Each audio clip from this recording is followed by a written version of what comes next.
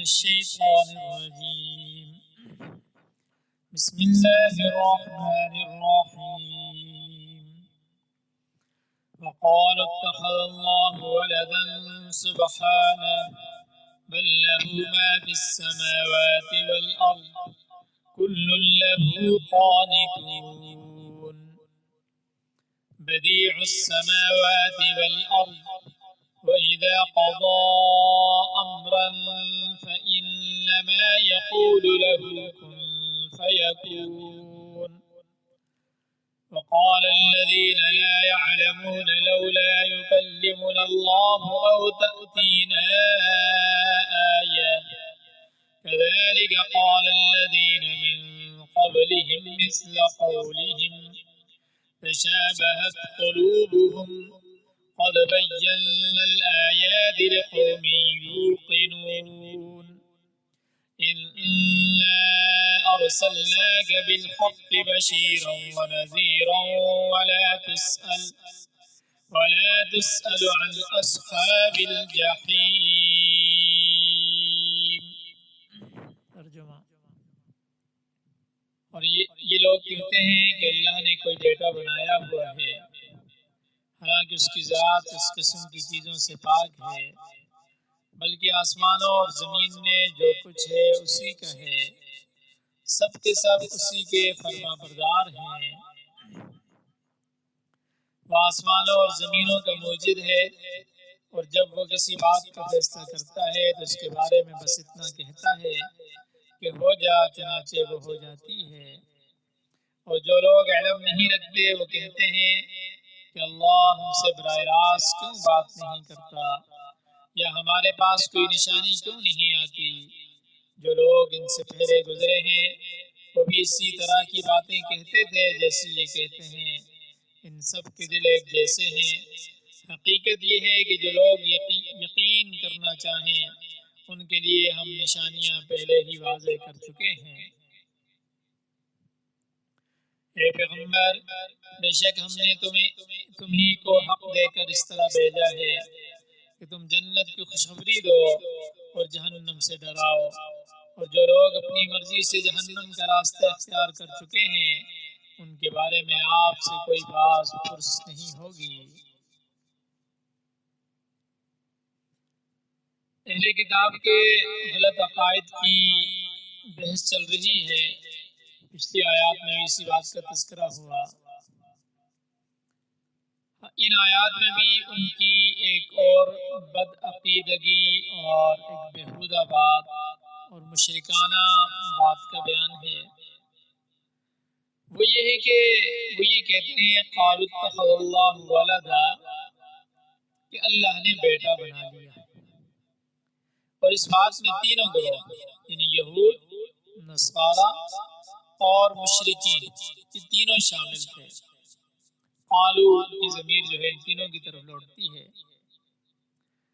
جیسے کہ سورہ توبہ میں آتا ہے کہ یہودی کے فرقے نے حضرت عزیر علیہ السلام کو اللہ کا بیٹا بنا لیا اور کہنے لگے وقالت الیہود عزیر ابن اللہ. اگرچہ یہ عقیدہ سارے یہودیوں کا نہیں ہے، لیکن بہرحال ایک گروہ ہے جو اہل کتاب میں شامل ہے، ان کا یہ عقیدہ تھا. اسی طرح عیسائیوں کا جو عقیدہ ہے نصارہ کا، وہ تو بالکل واضح وہ کھل کر کہتے ہیں کہ المسیح ابن اللہ، عیسیٰ علیہ السلام اللہ کے بیٹے ہیں. اور مشرکین کے بارے میں جو مشرکین عرب تھے ان کے متعلق بھی قرآن میں ہے کہ وہ فرشتوں کو اللہ تعالیٰ کی بیٹیاں کہتے تھے. وَجَعَلُوا الْمَلَائِكَةَ الَّذِينَ هُمْ عِبَادُ الرَّحْمَنِ إِنَاثًا.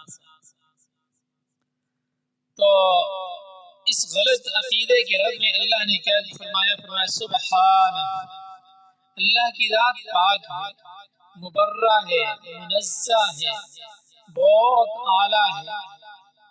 بیٹے کی نسبت اللہ کی طرف کرنا یہ ایک عیب ہے. کیوں؟ کیونکہ اگر بیٹا غیر جنس کا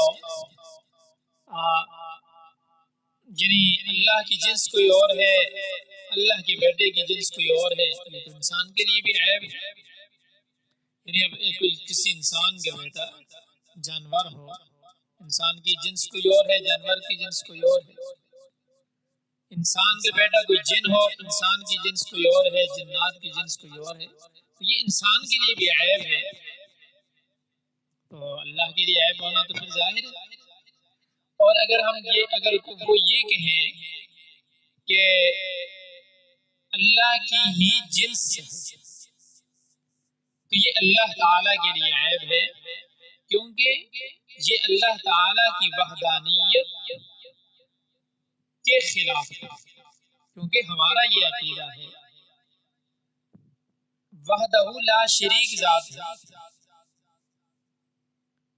اس لیے اللہ کے لیے اولاد کا ہونا یہ عیب ہے، جبکہ مخلوق کے لیے اولاد کا ہونا یہ کوئی عیب نہیں ہے، یہ معیوب نہیں ہے، کیونکہ مخلوق عاجز ہے، اسے اولاد کی ضرورت ہے. اور اولاد کی عدم موجودگی میں انسان کا سلسلہ نسب جو ہے وہ منقطع ہو جاتا ہے، اس کی نسب ختم ہو جاتی ہے. اس کے علاوہ آخری عمر میں خدمت سے انسان محروم ہو جاتا ہے، برخلاف اللہ تبارک و تعالیٰ کی. وہ تو احد ہے، وہ بے نیاز ہے، وہ صمد ہے، وہ ہر ایسی چیز سے بے نیاز ہے، لہذا اس کی طرف اولاد کی نسبت کرنا یہ بہت بری بات ہے. تو اللہ نے فرمایا سبحانہ، وہ پاک ہے، وہ ایسی ساری باتوں سے پاک ہے. فرمایا کہ اللہ اولاد سے پاک ہے، بلکہ حقیقت یہ ہے بل لہ ما فی السماوات والارض، آسمان و زمین کی ہر چیز اللہ تعالی ہی کے لیے ہے. یعنی یہ تمام چیزیں جتنی بھی ہیں یہ مملوک ہیں، وہ مالک ہیں. یہ ساری چیزیں مخلوق ہیں، وہ خالق ہیں. وہ اللہ تعالی اور انسان میں باپ اور بیٹے کی نسبت نہیں، بلکہ مالک اور مملوک کی نسبت ہے. اور پھر مالک بھی ایسا ہے کہ جسے ہر قسم کے اختیار حاصل ہے اور اس کے حکم کو کوئی ٹال نہیں سکتا. کل لہ قانتون، سب اسی کی اطاعت کرنے والے ہیں، اس کے تکوینی حکم کی خلاف ورزی کی کسی میں مجال نہیں. وہ کسی کو بیمار کر دے، بیمار کو تندرست کر دے، کسی کو موت دے دے، اس کے حکم کو کوئی ٹال نہیں سکتا. کائنات کی ہر چیز، ہر ذرہ کو اس کی فرمانبرداری کرنا ہوگی. ہاں شریعت کے احکام ایسے ہیں جسے انسان ٹال سکتا ہے. اللہ نے حکم دیا ہے نماز پڑھو، زکوٰۃ دو، جہاد کرو، انسان ان احکام پر عمل درآمد بھی میں کرتا بھی ہے، کوتاہی بھی کرتا ہے. کیوں؟ کیونکہ اللہ نے شریعتی حکم میں اختیار دیا ہے بندے کو، مگر تکوینی حکم کے سامنے سب کو سر تسلیم خم کرنا پڑے گا. جب موت کا فرشتہ آ جاتا ہے تو پھر کون ہے جو اللہ کے حکم کو ٹال سکے؟ وہ کہے کہ نہیں میرے پاس تو اتنی دولت ہے، میری تو بادشاہت ہے، میرے پاس تو فلاں ہے، میں نبی نہیں مرنا. اس وجہ سے اللہ کے تکوینی حکم کو کوئی ٹال نہیں سکتا. تو گویا کہ یہاں پر اللہ کی دو صفات کا ذکر ہوا. پہلی چیز یہ کہ وہ ہر چیز کا مالک ہے، اور دوسری یہ کہ وہ ہر چیز کا متصرف بھی ہے، جو چاہے کرے، اس کے راستے میں کوئی رکاوٹ نہیں آتی. اور اگلی آیت میں اللہ کی ایک تیسری صفت کا ذکر ہے، فرمایا بدیع السماوات والارض، وہ آسمانوں اور زمینوں کو ایجاد کرنے والا ہے. ابداع، یہ بدیع اس تخلیق کو کہتے ہیں، اس پیدا کرنے کو کہتے ہیں جس کا پہلے نمونہ موجود نہ ہو، کہ جسے دیکھ کر کوئی چیز تیار کی جا سکے.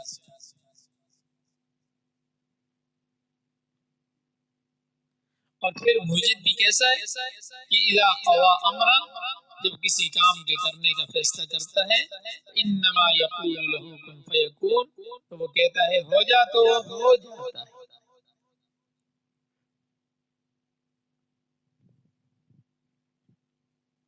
اس وجہ سے فرمایا بدیع السماوات والارض، وہ زمین و آسمان کا پیدا کرنے والا ہے۔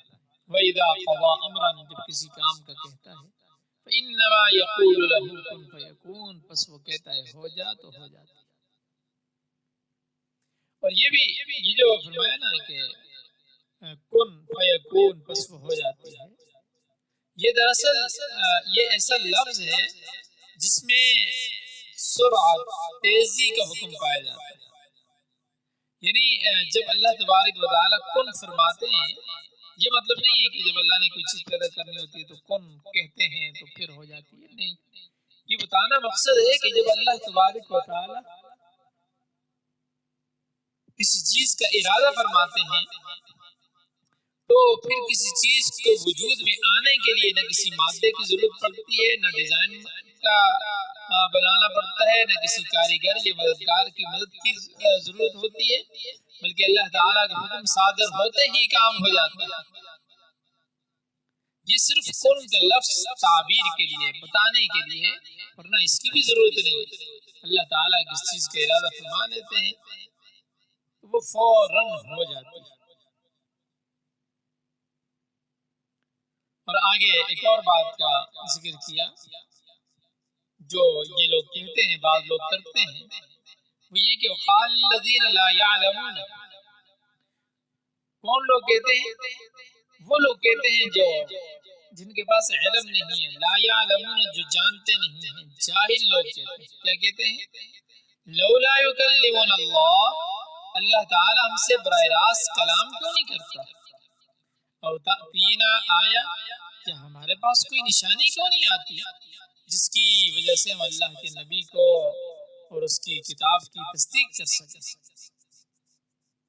اسے مشرکین میں سے ایک شخص تھا، رافع اس کا نام تھا، حضور صلی اللہ علیہ وسلم کے پاس آ کر کہنے لگا آپ دعویٰ کرتے ہیں کہ آپ اللہ کے رسول ہیں، تو آپ دعا کریں نا کہ اللہ ہم سے براہ راست کلام کرے، یہ وہ کوئی خاص نشانی ہمارے پاس بھیجے جسے دیکھ کر ہم تصدیق کریں۔ فرمایا یہ سوال بیوقوفی کا اور حماقت کا سوال ہے۔ اور پھر ایک اور بات، یہ کوئی نئی بات نہیں ہے، اے نبی ایسا سوال کوئی پہلی دفعہ نہیں ہوا، کوئی نئی بات نہیں ہے۔ كذلك قال الذين من قبلهم مثل قولهم، اسی طرح کی باتیں تو ان سے پہلے لوگوں نے بھی کی تھی، یہ کوئی نئی بات نہیں بلکہ پرانا اور بیہودہ سوال ہے۔ اور آج کے دور کے کافر، مشرک اور جاہل لوگ بھی اس قسم کی باتیں کرتے ہیں کہ فلاں نشانی ہونی چاہیے، فلاں ہونی چاہیے، کہ اللہ تعالیٰ ہمارے ساتھ بات کیوں نہیں کرتا؟ فرمایا تشابہت قلوبہم، اس طرح کے اگلے پچھلے لوگوں کے دل آپس میں ملتے جلتے، اس لیے تو اسی قسم کی باتیں کرتے ہیں، یہ لا یعنی سوال، بیہودہ سوال پیش کرتے ہیں۔ اس کے جواب میں اللہ نے فرمایا یہ لوگ کون سی نشانیاں طلب کرتے ہیں، حالانکہ قد بین الآیات لقوم یوقنون، ہم نے تو یقین رکھنے والے لوگوں کے لیے بے شمار نشانیاں، بے شمار معجزات دکھا دی، کسی ایک آدھ نشانی کی بات نہیں۔ اللہ تبارک و تعالی نے آقا دو جہاں صلی اللہ علیہ وسلم کے دست مبارک پر تقریباً 3000 معجزات ظاہر فرمائے، 3000، اور پھر ان میں سے بعض معجزے ایسے کہ سب ان کے گواہ، بڑے بڑے معجزے، مثلا شق قمر کا معجزہ کہ آپ کے ہاتھ کی، آپ کی انگلی کے اشارے سے چاند کا 2 ٹکڑے ہو جانا، اور کیا ان لوگوں نے کھجور کے خوش تنے کو روتے ہوئے نہیں دیکھا؟ اسی طرح آپ صلی اللہ علیہ وسلم کی انگلیوں سے پانی کی نہر کا جاری ہو جانا سب کو معلوم تھا۔ یہ سب کچھ ان لوگوں کے سامنے، مگر یہ نشانی ان لوگوں کو نظر نہیں آتی۔ ہاں جو یقین رکھتے ہیں، جن کے دل میں ایمان کی دولت موجود ہے، ان کو یہ نشانیاں نظر آتی ہیں، وہ سمجھ چکے ہیں کہ آپ اللہ تعالیٰ کے سچے نبی ہیں، لیکن جن کے دل میں بغض ہے، حسد ہے، عناد ہے، اس قسم کی لا یعنی فضول باتیں کرتے ہیں. لیکن البتہ نبی کے دل میں تکلیف ہوگی، غم لائق ہوگا. اتنی واضح نشانیاں موجود ہونے کے باوجود یہ لوگ اپنی ہٹ درمی پر اڑے ہوئے ہیں. یہ لوگ اللہ تعالیٰ سے براہ راست باتیں کر کے فرشتوں کی صف میں شامل ہونا چاہتے ہیں، یا اپنے آپ کو انبیاء علیہ السلام کے برابر سمجھتے ہیں کہ اللہ تعالیٰ ان سے بات کرے. یہ سب ناجائز مطالبات. اور ظاہر سی بات ہے جب کوئی شخص تمام تر اتنی بڑی بڑی نشانیاں دیکھنے کے باوجود ایمان نہ لائے تو یقیناً دل میں افسوس پیدا ہوگا. اور حضور علیہ السلام کے ساتھ یہی معاملہ تھا. اللہ تعالیٰ نے آپ کو تسلی دیتے ہوئے فرمایا انا ارسلناک بالحق بشیرا ونذیرا، اے پیغمبر ہم نے آپ کو حق کے ساتھ نبی اور رسول بنا کر بھیجا ہے. آپ اپنی امت کے لیے بشیر اور نذیر ہیں، یعنی آپ اہل ایمان کو جنت کی خوشخبری سناتے ہیں اور منکرین کو دوزخ کی وعید بھی سناتے ہیں. جو لوگ آپ کے انکار کرتے ہیں وہ لازماً اللہ تعالیٰ کی گرفت میں آئیں گے. آپ ان کی حرکات پر غمگین نہ ہوں، نہ ہی ان کے لیے دوزخ میں جانے پر کوئی دل کے اندر تنگی اور افسوس محسوس کریں. کیوں؟ کیونکہ وَلَا تُسْأَلْ عَنْ أَصْحَابِ الْجَحِيمِ، آپ سے دوزخیوں کے متعلق سوال نہیں کیا جائے گا کہ یہ لوگ جہنم میں کیوں گئے. ہاں جہنمیوں سے سوال کیا جائے گا ما سلککم فی سقر، اللہ پوچھے گا بھئی تم جہنم میں آئے ہو کیوں آئے ہو؟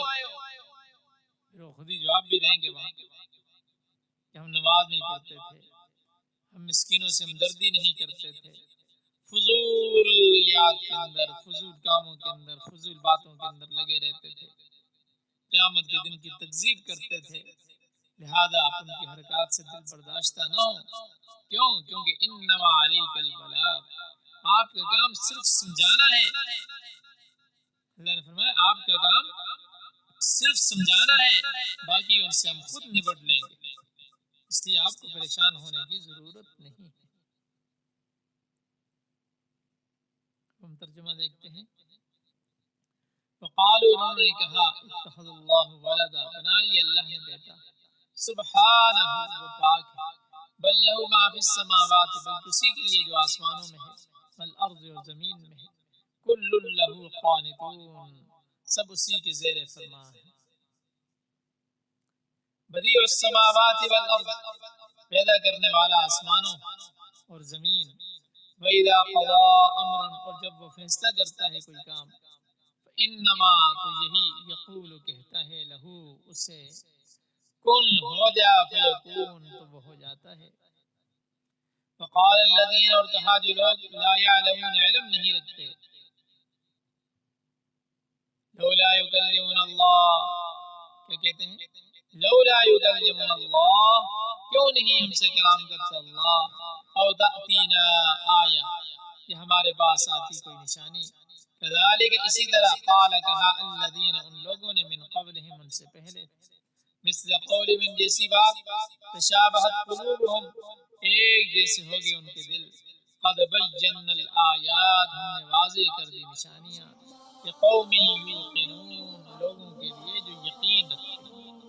انا ارسلناک، بے شک ہم نے آپ کو بھیجا، بالحق، حق کے ساتھ، بشیرا، خوشخبری دینے والا، ونذیرا، اور ڈرانے والا. ولا تسأل، اور نہ آپ سے پوچھا جائے گا، عن اصحاب الجحیم، دوزخ والوں کے بارے میں. صدق اللہ العظیم.